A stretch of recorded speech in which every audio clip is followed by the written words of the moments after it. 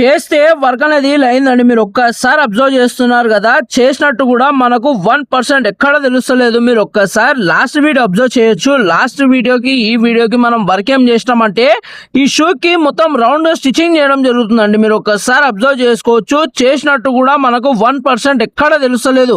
As it is మన company నుంచి finishing ఎలాగైతే వస్తుందో, మిషన్ కుట్ ఎట్లయితే ఉంటుందో సేమ్ అలానే రావడం జరుగుతుంది. రెండు షూలకి మొత్తం పేస్టింగ్ చేసి రౌండ్ గా స్టిచ్చింగ్ చేసిన తర్వాత క్లీనింగ్ వర్క్ చేయడం జరిగింది, పాలిష్ వర్క్ చేయడం జరిగింది. చేస్తే వర్క్ అనేది ఇలా అయిందండి. మీరు ఇంకోటి బ్యాక్ సైడ్ వుడ్లాండ్ షూ కూడా అబ్జర్వ్ చేస్తున్నారు కదా, దానికి కూడా సోల్ రిప్లేస్మెంట్ చేసేది ఉండే.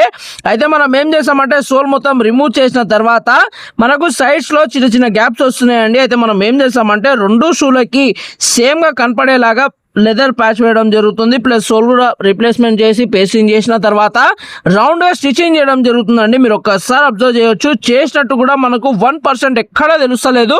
మొత్తం వర్క్ అయిపోయినాక దీన్ని కూడా క్లీనింగ్ పాలిష్ చేయడం జరిగిందండి. చేస్తే షూ అవుట్పుట్ అనేది ఇలా వచ్చింది. మీరు ఒక్కసారి అబ్జర్వ్ చేయొచ్చు. చేసినట్టు కూడా మనకు 1% ఎక్కడా తెలుస్తలేదు. వీడియో నచ్చితే లైక్, షేర్ అండ్ సబ్స్క్రైబ్ చేసుకోండి. ఓకేనా? థ్యాంక్ యూ అండి. Thank you so much to all everyone from Balaram Footwear, Banjara Hills, Hyderabad.